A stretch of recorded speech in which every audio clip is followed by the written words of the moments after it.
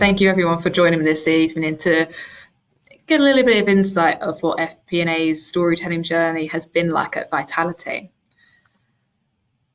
So, like all good stories, I need to start at the beginning, once upon a time, but I need to give you a little bit of background as to what Vitality as a business journey has been up to this point for you to then understand what the FP&A journey has been like thereafter.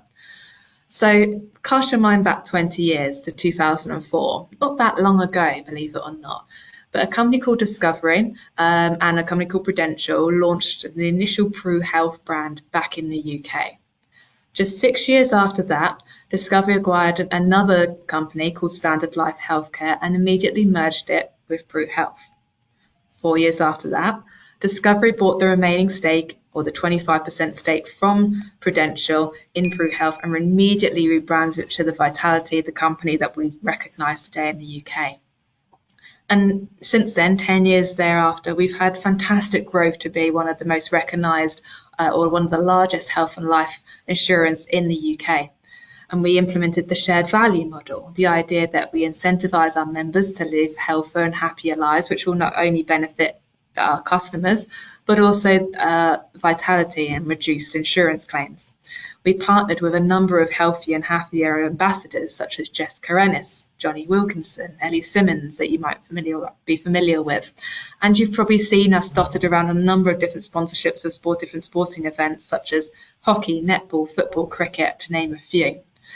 Now, the growth that we've seen in 20 years has been fantastic, and it's an investor's dream, to be as successful as we have. But what that means from an FP&A perspective is a slightly more challenging aspect. And with all the mergers, acquisitions, rebrands, etc., has proved a little bit challenging for our FP&A journey. Now, as Olga mentioned, I've only been at Vitality since 2018 myself, so I can't comment from pre or day dot exactly what the journey was before then. But I just want to give you a bit of a bullet point of 2016 to date so far, where we've come, or where we started and where we're going to on our FP&A journey. So in 2016, there was a real demand from the business to have a better understanding and better control of our expense base across the UK. And we implemented a first finance business partner model. And you'll see in bold, the keywords are first attempt. And the problem that we had was we simply moved our kind of existing management accountants who were kind of reporting at a granular, perhaps category level, so maybe at licenses or IT costs, etc., and just said, there you go, you now partner with that function. But basically we're doing the same thing. And it, no surprise, it didn't quite deliver on what the business were looking for in terms of that storytelling or value add finance role they were looking for. So in 2018, we had our second attempt, but this time we recruited experienced business partners externally to Vitality, and this time it was a much better success. They fully understood what a business partner was and what the benefits were of that particular role. In fact, it's become too successful. As I'll come on to a little bit later, the business partner's value is in that storytelling, so what, decision-making strategy, commercial aspect. But what they were finding was they were spending too much of their time doing a lot of data analyst requests or analysis and that kind of thing, and it was taking them away from doing that value-add work. So in 2020, we added an inclusion to the business partner model of an analyst support team, and they were their dedicated support to the business partners in handling those data requests that were coming in, doing that legwork of manipulating the data and getting in presentational views so the business partners could have the time to do the so what conversations with their stakeholders. But we knew at that point in time, and you saw from the previous slides the growth that Vitality has had, that Excel was starting to creak at the seams in terms of the complexities that we have in the business.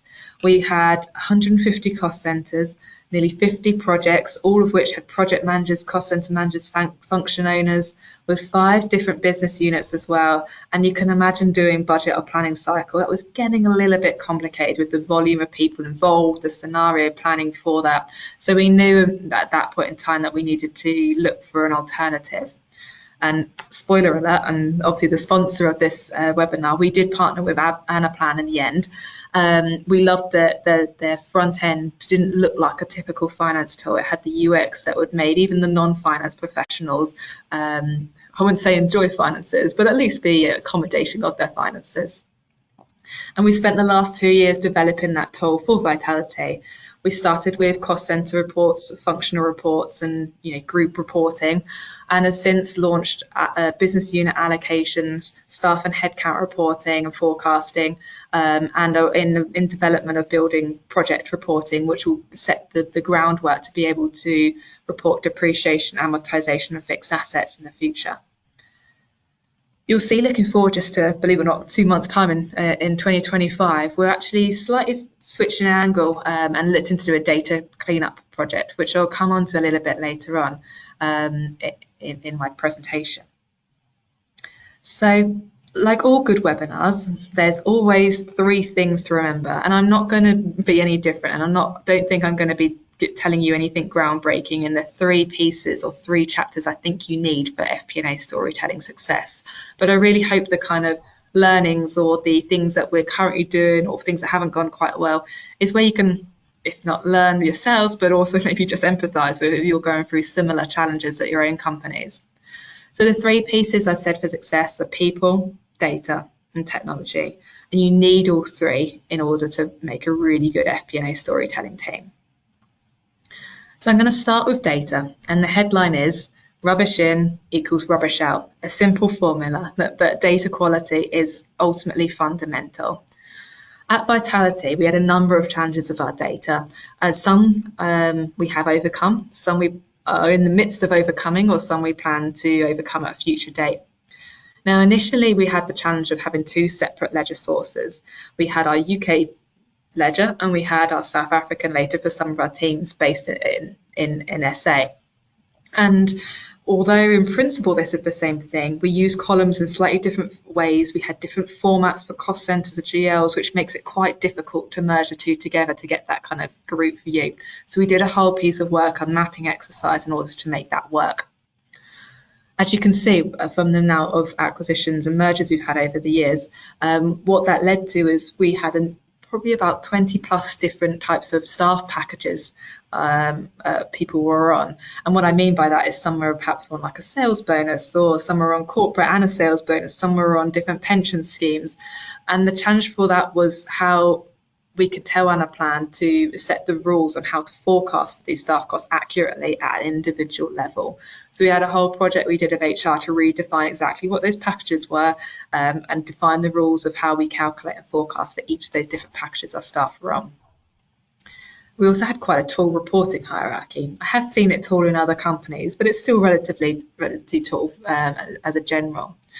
So I'll give you an example. At insurance industries, we have retention teams that are there to keep our customers to stay with Vitality. So at base level, we have a retention cost center managed by a cost center manager. That then reports into another function or a functional head that looks after retention and our advisor services team, so some of our call center staff. That then reports into a higher level of growth and operations, that the reports into gross management expenses, and then finally the management expenses as per our management accounts. Because of that, it took a long time, and that's just one cost center to map that through. It took a long time to define that hierarchy to make sure that the visibility and the accesses to all the different layers in Anaplan worked appropriately.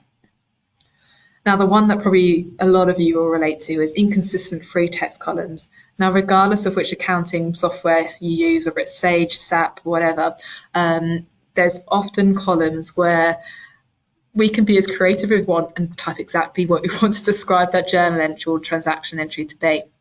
And I give you an example.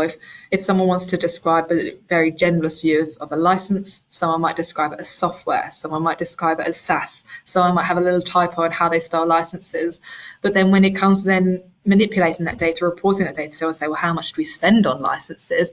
It's really hard then for any kind of lookups or pivots or whatever you want to do to read against them columns. And that's something, that data project that I said in 2025 we're looking to do. And one of the ideas we're looking to run with is actually creating a standardized front-end journal, which really limits exactly what you can put in those free text columns of a predefined list. And again, we're early stage of that project and working how that works in reality, but we're hoping that will give that standardization we're looking for in order to make to help Anna plan, read the data appropriately, and get that insights into what we're spending on events, supplier, budget line, etc. And then just lastly, right down the bottom, the HR system, our recruitment system, and our finance data are all different systems. HR, we use SAP or SuccessFactors. Our recruitment system, we use ePloy, and our finance data is Sage. And all of them have different employee references or people references, which makes it really hard to track from start to finish, from vacancy to budget head to the actual payroll ID, exactly who those different relate to. So at the moment, it's quite a manual process still for the finance team to update this, and something it's on our project backlog, but we haven't quite got a solution to it yet. But it's one that we need to get a mapping exercise in place to map those different references to be able to track those employees through the system. My next triangle segment is power of people in the FP&A team. And the blue squares you can see on the screen at the moment is how I've currently structured our business partner and team. The dark blue is our kind of top level departments, so our growth and operations, some of you might know as sales and customer, marketing and sponsors, I hope is self-explanatory. Enterprise is our IT, technology and change teams, and our supporting functions is basically everything else. The next layer down is the business partner model we talked about earlier, and then the layer underneath is the analyst, the support function that support each of those departments. The managing the analyst box I'll come on to slightly later on, but I want to start on this slide by just kind of highlighting what makes a really good business partner, but also what a business partner isn't, which is often quite a few misconceptions, as Vitality found when we had a second attempt at implementing the model here at Vitality. So what makes really good a business partner? Ultimately, I think a business partner is probably the one role in finance where EQ, your emotional intelligence, your personal skills, are much more important than your IQ, your intellectual intelligence. You really need to have fantastic communication skills, being able to adapt your style and read different types of people. How you talk to or how your HR stakeholders respond would be very different perhaps to how your salespeople respond, as an example. Stakeholder management, in brackets organisation. A number of these people have probably tens, if not hundreds of stakeholders they have to deal with on a daily basis. And to manage those and manage their expectations, and that links nicely into ability to influence and negotiate, is key in order to manage expectations, to make sure that you can say no, but don't disappoint them, and work with them on finding a solution, because ultimately you work for finance and you're there to manage their cost base, but you also are there to help them achieve their goals in the most cost efficient way possible. So that leads on to what a business partner isn't, and they're not a management accountant. I did a spoiler earlier where I said it didn't work for us by just saying a management accountant, you are now a business partner. It isn't. You need that next level up, that commercial acumen, that ability to do the so what, the translate the data, to have those softer skills to be able to talk to people and communicate what that data means. They're also not an employee of the partner division. So they spend so much time with the divisions they're partnered. It's often easy to forget that you're still part of the finance team. So we're still there, that ultimately our responsibility is to report and control and monitor the expense base across the business. And the last one is very key, and it's related to that, is a business partner is not accountable for that division's financial performance. Ultimately, we can advise, steer, and give them the data information to help make the decision. But ultimately, the FD, the MD, the executive of those areas will ultimately be the one that make the decisions and are the ones who need to be accountable for their financial position at the end of the year. The next bit I just want to draw on is the strengths and drawbacks of the business partner model itself. So for the biggest strengths of the business partner model is, you can see we have very specialist insight that we're able to give for the growth and operations, marketing, enterprise supporting function areas. They are that bridge between finance and the business in order to translate often scary finance numbers to non-finance individuals and vice versa. And they're also able to influence and be involved with all the decision making with that partner division live, without, having to set up a separate meeting with your finance team or submit a different form. They are actively involved when those decisions are making, to give their finance thought into it. There are drawbacks to the model, and this is where the finance manager and analyst on your side of your screen, you can see what we've had to implement since. There is a lack of opportunities to cross-skill within the team. This is probably one of the few areas where we have very limited process notes in these teams, because a lot of the knowledge is just through experience or history of being with that team. So it makes it difficult when I have leavers in the space to be able to quickly cross-skill or pick up. It just takes time.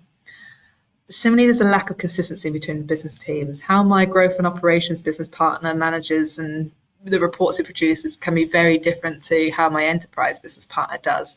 So it often makes a little bit tricky in consistency, particularly when you're trying to get that horizontal reporting view available. And that's what it said is the challenging with a matrix model is my final point. Excuse me. Where if you're trying to get that kind of cross-level view of how much we spend on licenses or consultancy, etc., it does make it tricky where you've got those vertical business partners looking at department down. So my manager and analyst is where my Anaplan model sits and tries to drive that consistency and that kind of horizontal looking view of the teams. Now my final part of that triangle, or part of the story telling success element, is technology. Now, Excel is great. We're all accountants. There'll always be a place for Excel, but it does have its limitations, as I mentioned earlier. For us, it was just complexity and volume of data and cost centers and projects and product lines and scenarios we're looking to. It just didn't quite work for us. Now, Anaplan for us has worked really well. I'm really pleased with the tool that we've got. But I just wanted to share with you some of the biggest learnings that we've taken since implementing such an FP&A system in the last 4 years. So my first point is the importance of defining clear requirements up front. You need to know what ultimately you're trying to get to in order to be able to write the requirements for the developers to be able to interpret and build something up front. If you don't have that clear vision and you haven't written those requirements up front, you waste a lot of time in terms of going back and forth and having conversations about what do you want, is it in this format, is it this kind of thing. So doing that legwork up front and that planning up front will save you a lot of time in the long run. The importance of an implementation partner. We used a company called Mentat, who have now been taken over by Bedford Consulting, and we were really lucky that we partnered with an implementation partner that not only understood Anaplan but also understood our business and assurance model. And they were fantastic in giving us ideas about what their learnings were from different other companies and what we haven't necessarily thought about for different perspectives. And they were great in really guiding us through the build. But equally, at the same time, it's really important that you think in parallel, literally from the day that you sign the contract with Anaplan or any other FP&A tool, about your long-term support model. We've probably become overly dependent on Bedford, on our implementation partner, because we didn't upskill our staff at the same time. So that kind of long-term vision is something that you should definitely keep an eye on from the word go. Building on live models is challenging. I'm probably not saying anything you don't know. When we get a new tool, everyone wants everything yesterday, but equally they don't want their BAU to slip at the same time. But to do both in parallel and build on existing systems without things starting to keel over or risk, things quite not working is tough. But it's doable, but it's tough, and it's why the importance of clear requirements and your implementation partner is critical to that. And finally, always remember change management.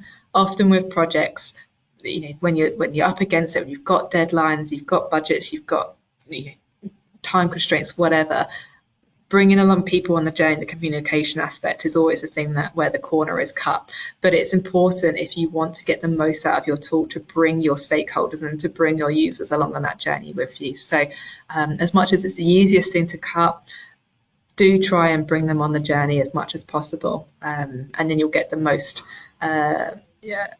feedback and engagement with them once whatever you built has gone live. So was it a happy ever, or is it a happy ever after, if we're keeping on the storytelling theme of vitality? Watch this space. I'm sure there'll be a few sequels. As you can see, we've definitely got some great foundations on all three of these fundamental points that I've raised for FP&A story and success, but not without its challenges and not without future roadmap, which we're in progress of making. But I'm really excited to see how we develop our FP&A at Vitality, and also to see how Vitality's business grows in the next 10 to 20 years as well. Thank you.